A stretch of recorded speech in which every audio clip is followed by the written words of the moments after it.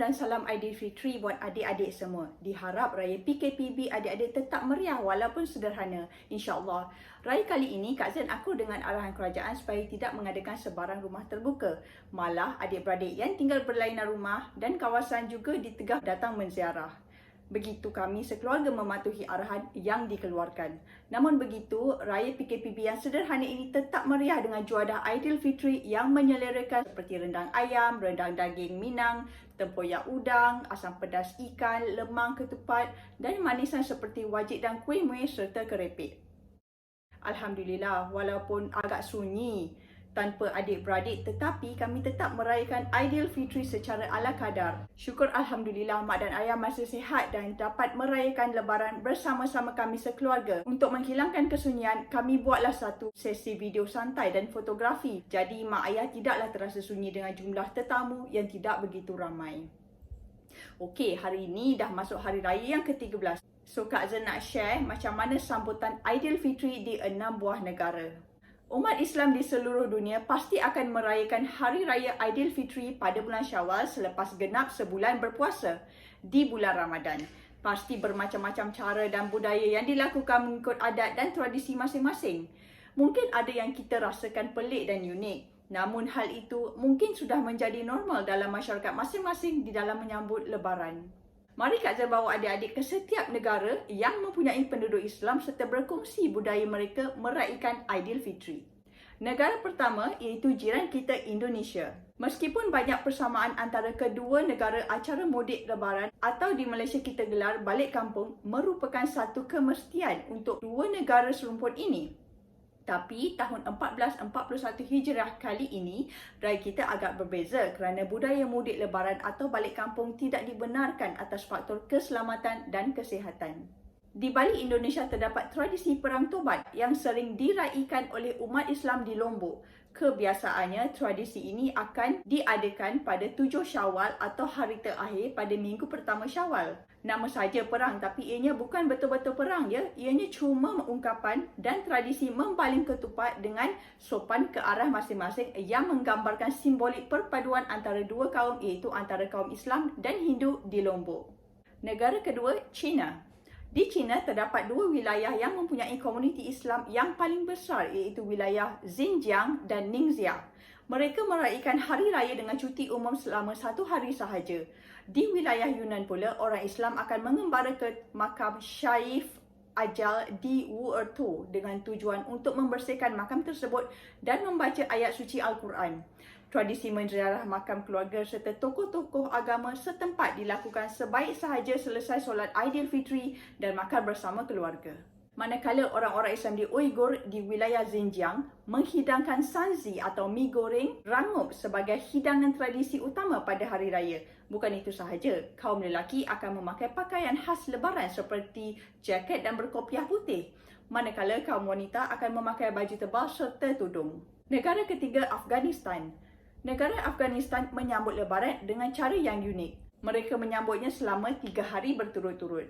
Uniknya kerana mereka akan membuat perlawanan telur secara besar-besaran. Bagaimana agaknya ya?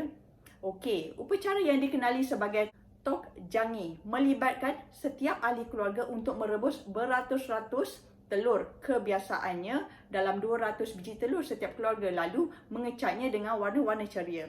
Kemudian mereka akan berkumpul secara beramai-ramai di taman atau di satu tempat yang terbuka untuk melemparkan telur yang berwarna-warni tersebut ke arah masing-masing sehingga habis.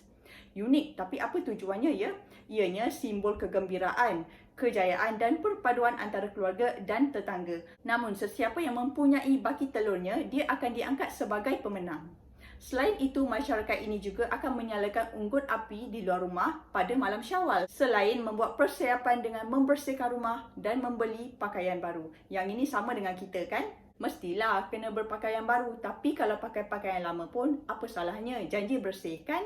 Negara keempat, Turki. Di Turki pula, masyarakat tempatan menganggap Hari Raya Aidilfitri sebagai hari manisan kerana ianya dikenali sebagai Seker Bayram atau manisan Bayram dan Ramzan Bayram atau Bayram Ramadan. Apakah maksud Bayram yang sebenarnya? Bayram itu adalah istilah yang digunakan sempena cuti umum di Turki. Kanak-kanak akan merasa seronok sebab dapat mengumpul banyak manisan sempena hari raya. Kanak-kanak ini akan pergi daripada satu rumah ke satu rumah meminta manisan seperti Turkish Delight dan baklava. Wah, sedapnya. Favorite tu. Collect manisan dari rumah ke rumah ni sama seperti sambutan Halloween kan? Atau trick or treat di negara barat. Jika adik-adik berpeluang menyambut Hari Raya di Turki, tentu adik-adik akan kerap mendengar masyarakat tempatan menyambut Bayraminiz Kutlu Olsun atau Mutlu Bayramlar atau Bayraminiz Mubarak Olsun. Harap-harap sebutan Kak Zen ni betul lah ya.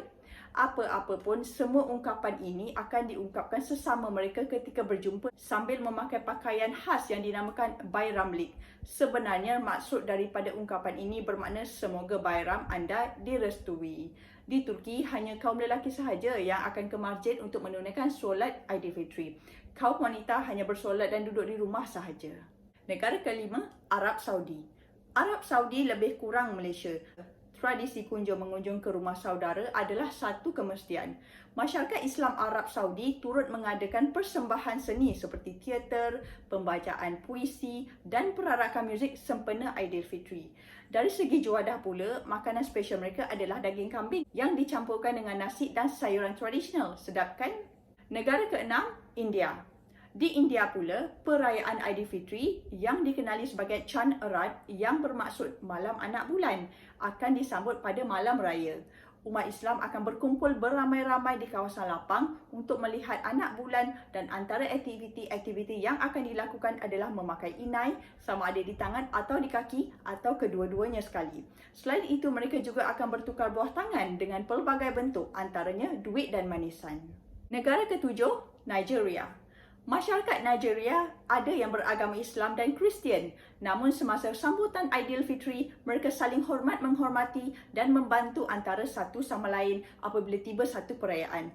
Bagi mereka, hari Lebaran juga dikenali sebagai salah kecil untuk mengucapkan salam barakah dan salam yang membawa maksud salam sejahtera di hari raya. Negara ke-8, Suriname.